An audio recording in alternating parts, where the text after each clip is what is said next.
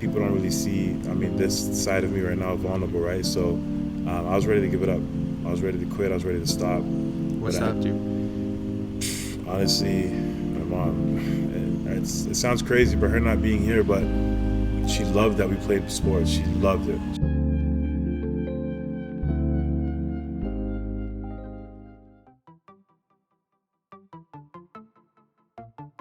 Hey, congratulations. Appreciate you, man. Thank you. Appreciate that. Oh, you thought that was good? Yeah, it's You better. think it's good? I'm a wine guy, It's man. like, shh. I'm a wine guy, man. We'll do better so with the wine next time. No problem, man. Meshack, Yes, sir. long time coming. Mhm. You know, I actually had a list of guys that I wanted to interview a year ago when I first started. And, you know, it started off with Jake Babick, and you were one of the guys on the list. I know you and your brothers have a pretty rich history, lots to go through, but it's nice to have you under the circumstances. Congrats. Absolutely. Thank you. Appreciate Big contract with Reading? Yep. Reading? Reading. Reading Rocket. I think it's Reading. I don't know how the English call it, but So- Reading Rockets, yeah. So there's a place called Reading, Yes. presumably. In England, yes. That's Place, yeah. yeah. So, how did the contract come about? I ran into you in summer league. I know you were doing some workouts out there. Did they come from that, or how did Reading get in the picture? The contracts influenced it, but Reading, actually, the connection came from my coach at Cape Breton University, Matt Skin. The head coach of Reading was actually the assistant coach of the Calgary Dinos up in Calgary. Oh yeah, good program. So he went over there, took over as head coach, and he had asked me, one of his players, he's trying to build a couple other university CIS players over there as well. So he wanted to just build like a strong championship program, and he wanted me to be at the forefront. So I had that kind of in the back of my pocket before I even went to Vegas. Vegas was just trying to validate myself and get myself back. So Vegas went well as well. The atmosphere in Vegas in general, just being around all those NBA guys, being around all the G guys, the executives from overseas, the workouts, it's got to be a good experience for a guy like yourself because you've tested the waters already. Have you been exposed to that many important people in one place like that before? I mean, I grew up, for everyone that knows my brother, I grew up around NBA guys, around, guys like Wiggins, he was around, guys like Van Fleet, being around the Mississauga guys, sometimes they'll have Dylan Brooks or Naz, a lot of these guys, obviously up and coming, Caleb, Simi, so the atmosphere for me wasn't that crazy. Right. Just because I've been around a lot of these guys, I played against Anthony Bennett, Right. So for me, it was never crazy for me. I just wanted to show that I belong again. So. But it's one thing to be around NBA guys, like the players, and there's some of your peers, right? But it's another thing when the NBA sort of circus is around you and your prospects. You know what I mean? So it's like you were, we're around a lot of high-level guys a lot of the time, but like for you in Vegas, you had some opportunities to be, the subject, right? You were the guy. So any sort of feelings towards that? Was that a cool experience to be kind of like valued like that? Yeah, definitely. For me, I just wanted to like now, I guess being 28, I'm seen as like an old guy, veteran. Not really an old guy because I guess that's like your prime years, but I'm more, in tune with, being more of like a role model, being an example. Obviously, I want to continue my career and get better and stuff like that, but I'm just more focused on like what can I do to give back to the game. For me, it's about, one thing I go off of is like me dominating, whether it's a camp or like a workout or a scrimmage, also commands the respect of those around me. And that's kind of what I did in Vegas. So I did definitely command the respect of probably everyone in the gym. So it was kind of cool, and a lot of guys messaged me there and during and after, asking me questions, but I mean, I don't have all the answers, but for me, it's like I'm trying to revive my career, right? So England's a good step. So yeah, you gotta be thrilled, right? You gotta be like, absolutely. You got a contract, nice little bag. You get to go travel to the UK. I mean, you're well traveled. I mean, Holland, Romania. You've had some pit stops, but in the NBL as well. Yeah, NBL as well. Yeah, obviously Canada, but dude, there's gotta be. I'm trying to find the smile in there. Where are we at, dude? The smile's definitely there. I'm just a serious guy when it comes to the talking stuff. Well, so I think today, this week, the last few days for you, it's got to be a huge blessing because obviously 2020, 2021 was kind of a shit show. Yeah. In the in your circle, a lot of tough times. Why don't we start with? I don't even know. You had a ride, and you had a serious ride. So I was thinking today, the last couple of days, it's got to be a sweet moment for you. When do you think the tide turned, I guess, 2020, 2021? For me, I think it was accepting the contract to go play in the TBL. Now, the TBL is not normally like a highly prestigious league, but this year was different because of the pandemic. A lot of Division One players had stayed back. And 2020. So clarify TBL. It's called the Basketball League. So David Magley was actually the runner, the GM of the NBL in Canada. So he left to go to the States and started it's like an NBL but in the States, right? It's still up and coming. It still has a lot of work to be done, but that's pretty much what it was. So I had a teammate on my team who actually was John Moran's teammate. Yeah. His name was Javion Neves. He actually scored 50 points in one game, so he was tremendous. So I got to play with a lot of good talented players, and I think that's when I realized, okay, I want to keep playing because, this summer was hard for me because, losing my mom a couple months ago was tough, and that was what, my mom, we're very close, and one thing she'd always tell me was to push forward, push your dreams, all these different things. So it was that's what kept my fire going. When I went to TBL, I got a chance to play for a little bit. I had to come back obviously because of the funeral, but her words always stick with me till today. So create a timeline for us in terms of, obviously we got the pandemic going, your mom's sick, I know Bendigo went through a little bit of a COVID spell, Elijah has the stuff going on, you're in the TBL.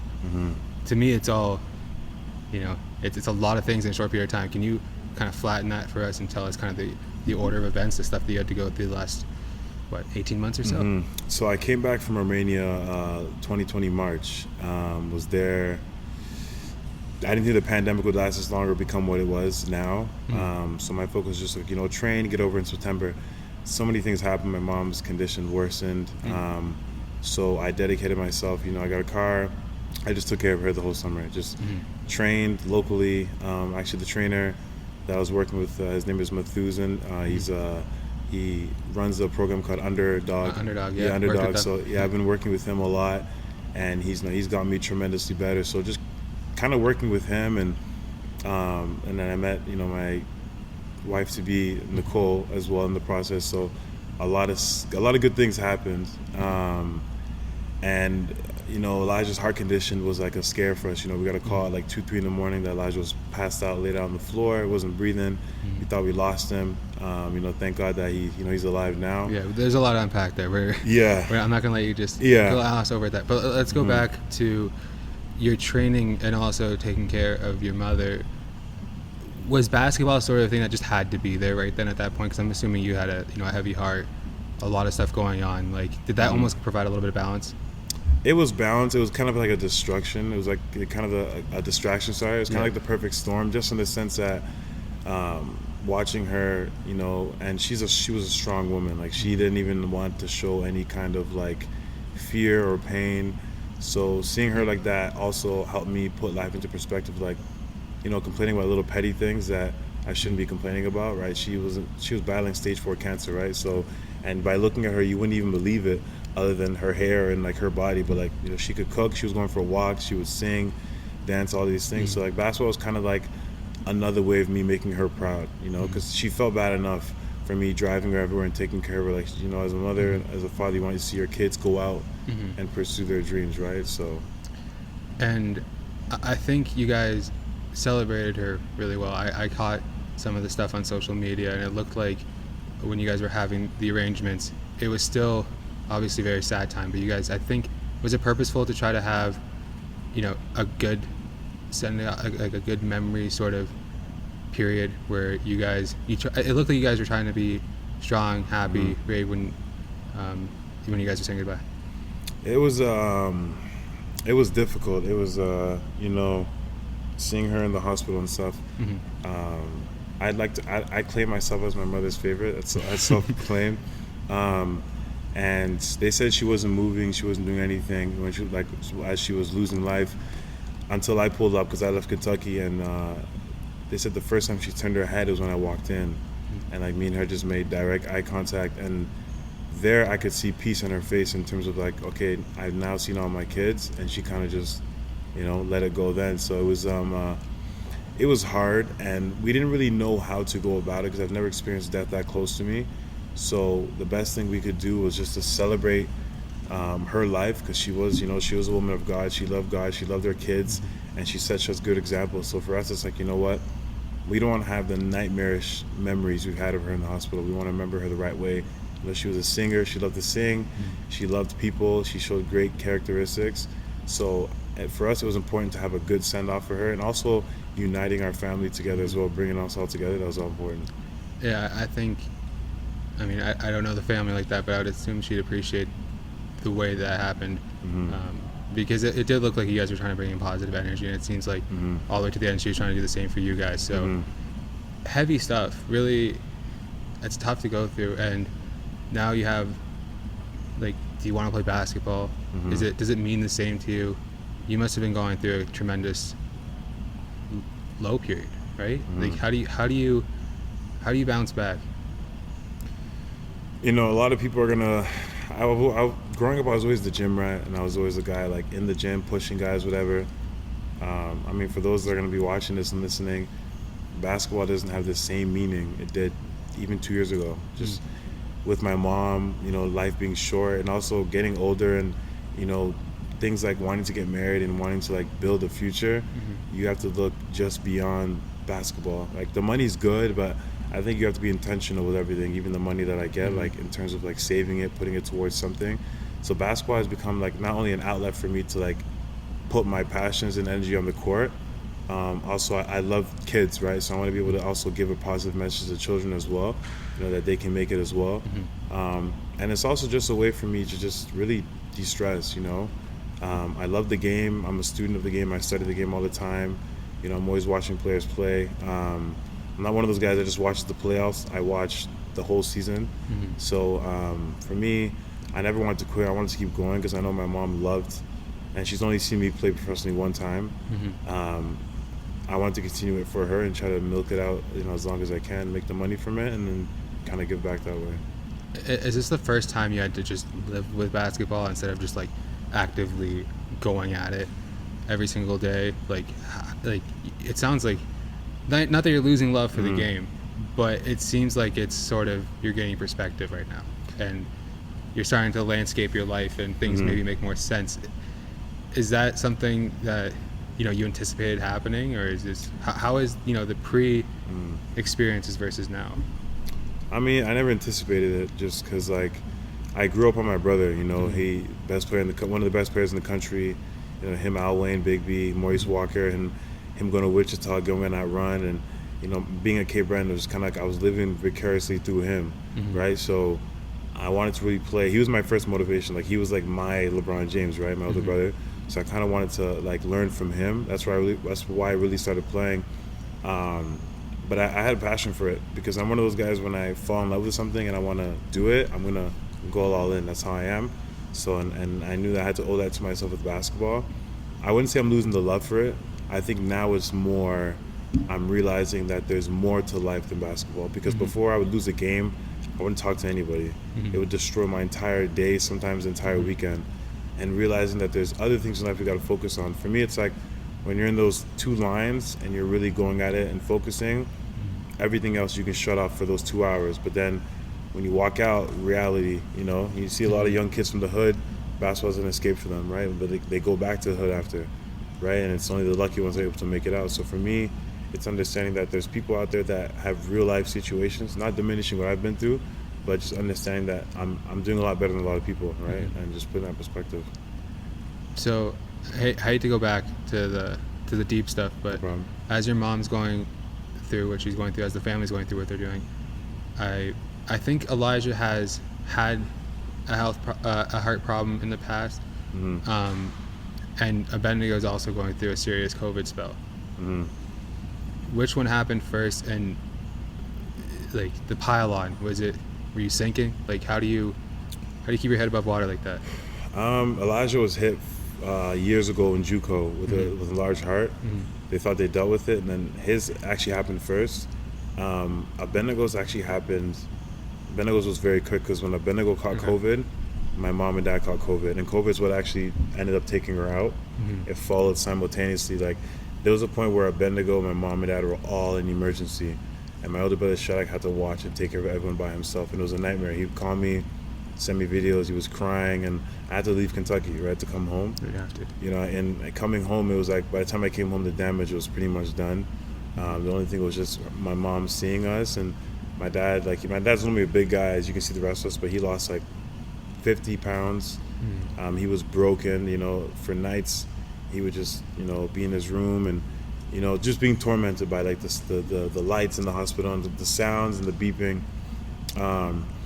So for me, I'm the level-headed one in the house, so I understood that I got to be there for everyone.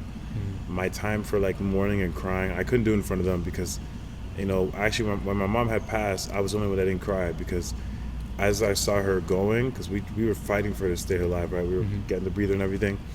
I saw everyone starting to mental break down. I'm like, okay, like, especially with a mother with having so much boys, it can really cause a lot of tension. So I'm like, I got to be like an extension of her, the male version in our house, to keep everything together, from everyone, from being at each other's throats, from pushing each other apart. So I kind of suppressed my emotions and feelings for everyone else. And when I got back to Kentucky, there was a lot of crying, for myself. I was gonna say, when do you deal with it? Yeah, I know you're strong back home, but like you can't stuff under the pillow. Like, no, for sure. I mean, my girlfriend, she was really supportive. I went to her a lot. She helped me throughout the whole thing. Not having her, I'd probably be in a lot worse situation. But that's really it. Like a lot of my friends, I distanced myself from them during that time, and I just needed to like really understand where I stand with a lot of things in life, especially with the pandemic.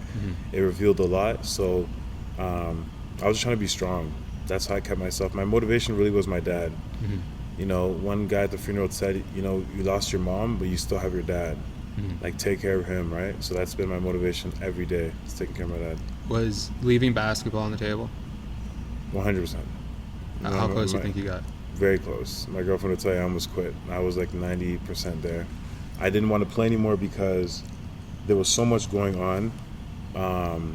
And every time I stepped on the court, because it affected me beyond. And I'm one of those guys on social media where I portray such a positive, uplifting, strong message that people don't really see. I mean, this side of me right now, vulnerable, right? So I was ready to give it up. I was ready to quit. I was ready to stop. What stopped you? Honestly, my mom. It sounds crazy, but her not being here, but she loved that we played sports. She loved it. She loved every time we put up something on YouTube of us playing. And some of my close friends that just told me, man, go hard for her. Finish out your career the right way. And I wanted to be an overcomer because I want my story, Elijah's story, everything we've gone through, to also motivate other people that are going through the same thing, because our situation is not unique, for sure. Like, I'm not going to sit here and pity myself. There's people that lose both their parents, situations like that. So I kind of want to be like a beacon of hope to them and be like, you know what, you guys can make it, I made it. And that's my motivation. Did she get to see you, Bendigo, and Shadrach play together? I go off when I played the CBL. She saw all three of us. Yeah. First and only game. So. If there's ever a game. Yeah. How was the experience playing with your brothers? I know you look up to your older one. It was different. I mean, me and Shadrach butted heads a couple times, Bendigo and Shadrach, but it was cool. I saw something from Halifax, and it was like, oh, these two brothers, they're just you can't separate them. They're playing around. They're you guys are scrapping. Coach pitted us against each other all the time. He wanted that dynamic. It was good for publicity for the league as well. But when we were in the CBL together, we all lived in the same apartment together. It was cool to bond with each other and just kind of see how like we are, because we've never been in each other's habitat like that. So it was definitely a joy. We made history, first three brothers to play the CBL ever, right? So Elijah could be right there. Elijah, right? Exactly. You think it's gonna be the four of you reunion anytime soon? We're hoping. I don't think Bendigo's playing anymore. I think Bendigo's fully done. Okay.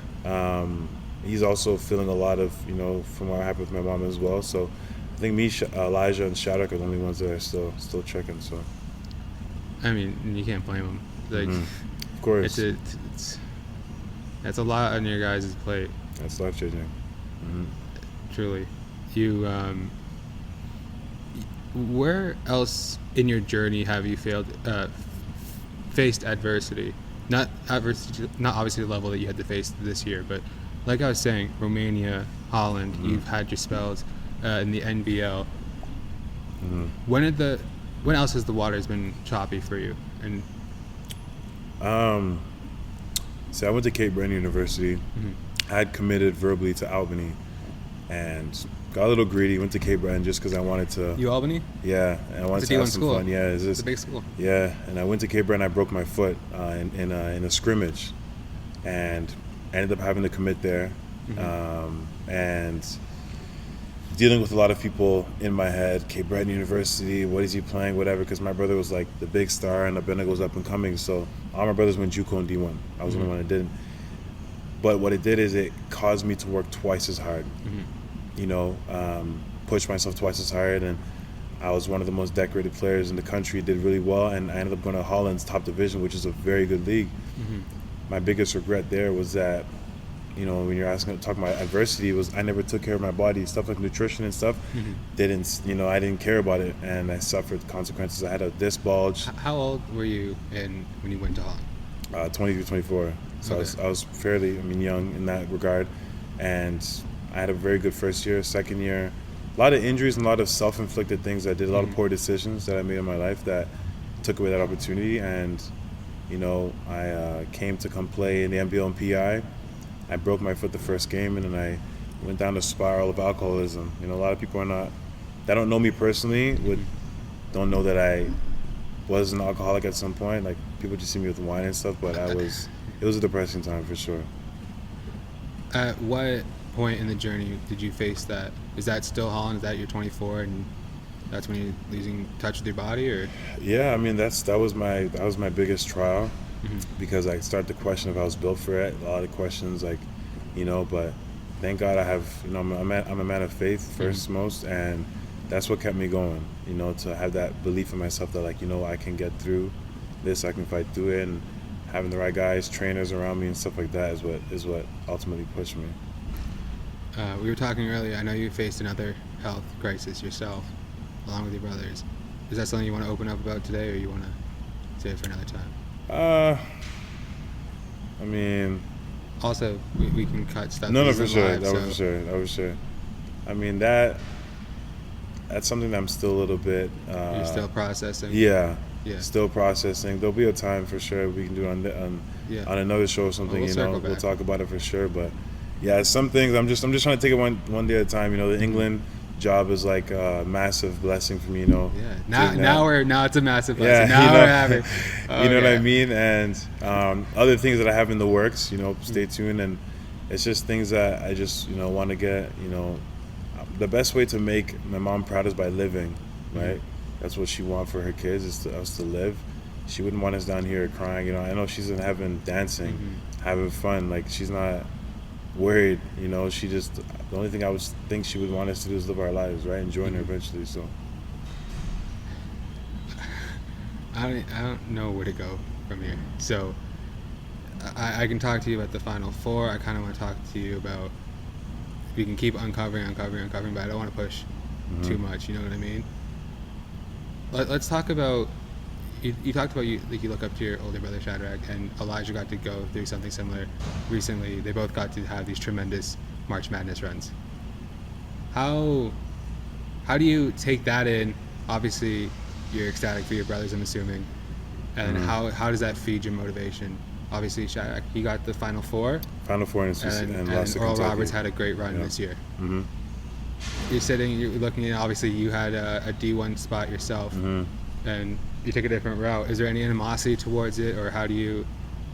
I mean, the same year CJ went to the Final Four, and so the year they lost to Kentucky, we actually went to nationals that year. Cape Breton, we finished 19-1, and we had a lot of good players on our team: Keon Mayer, Shaquille Keith. Oh, okay. Yeah, and Northway. we lost to Lakehead, who also beat Ottawa and lost to Carleton. So I had a good year. You know, we won the conference championship, so it's kind of like, you know, we were both doing well. They won their conference, Wichita. We won ours. So it's kind of cool to see it. There was never animosity. There was like, that's my big brother, right? He's doing his thing. Then Elijah's was like, at this point I wasn't playing. I was just training. Right. So I was like losing my mind supporting him. You know, and I remember him being in the living room with Abednego, and we were all watching and supporting. And it was just like, we just felt bad he wasn't there. Yeah. You know, and not a lot of people knew because he hadn't opened up with his heart condition and stuff like that. We just felt bad, but it was motivation for him. You can see he was hungry. And a lot of players, people don't know, Elijah was actually one of the go-to guys on that team, right? So he could have helped them, especially with size. So we're excited for him to get out there this year and play, and you know, they got their star player Max back, so I think they're gonna both do well. It's a big get. And absolutely. I spent some time with Elijah over in Vegas as well, and he's on it. It's in his mind. He's already like he's going to the league. Like that's absolutely. And he said, "I'm gonna be here next year in summer league." You know, he said he's gonna do these Eskandy pods. No doubt. You have to hold him to that with me. 100%. He's not backing out. I got you, man. But yeah, he's all the way dedicated, and so how do you think projecting for Elijah? Because it's been a while since people have watched him play. Where do you think he's at next year, in terms of health, in terms of productivity? What do you think? What do you expect out of him coming to next year? Elijah's biggest issue ever in his career has been his mind. Sometimes we look at Elijah, he's so big, so strong, but we forget he's the baby brother. So we forget he still looks up to us, and he has different emotions than we do, right? So I always keep that into perspective, because like I remember one summer he came home, he was twice my size, and it's kind of like, okay, I can kind of pick on him and do whatever, but then you realize he still sees you as the older brother.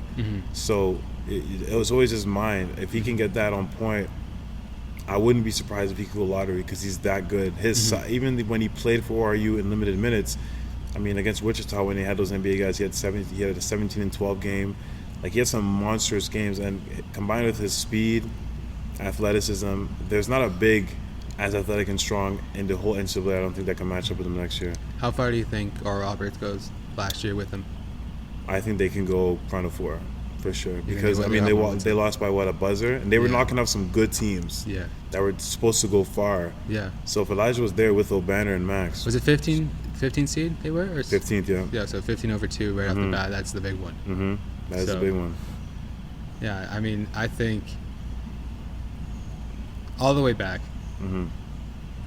over everything, your mother, Elijah, Abednego, dealing with everything. We're still here. You're going on a flight soon. Man. Still going. You're gonna chase the dream over in the UK. What can the Reading Rockets expect out of you next year? What are you providing them on their team, and how excited are you to be in there? Bringing in a great character guy, blue collar. My dad and my mom were such hard workers, and they instilled that in me. A guy that has a lot of faith, a guy that's not easily wavered, and a two-way player. That's what I pride myself in, offense and defense. 2 ways, and that's what I want to bring to the Reading Rockets organization. And then I've built a relationship with Dan Pearson, the head coach there, and he expects a lot. I've played against his teams in college as well, and he's seen some film of me as well. So I just want to bring that veteran, dominant leadership, especially down low as a presence. That's kind of what I want to bring, and I'm going there to win. I told the guys in the group chat, I'm like, it's championship this year. Like, there's no other conversation. So, basketball aside, what else are you excited to do over in the UK? Travel. I mean, where are we going first? I don't know. My girlfriend's from Croatia, so she's talks about going there. I have a couple of friends in Holland that I could go visit. Oh yeah, not your first trip, right? So. Yeah, I have family in Italy, family in Paris. So travel's family. Yeah, we're spread out. So, but I've never been in England, like really. I've never traveled in London. So I mean, that's gonna be the first place I want to actually like experience. Yeah. But other than that, flights around are like $150, $200 max. So I'm definitely gonna be moving around for sure. Well, Meshack, I'm incredibly happy that you are where you are right now. Appreciate that. I think the fans over in Reading are gonna love having you there. I think you got through the hard part, and I think we're gonna keep going up, and we're gonna touch base in the year, and I want to learn all about all your family, all these different countries, and all your experiences out there. So definitely, I appreciate you coming on, man. Appreciate you, man. Thank you.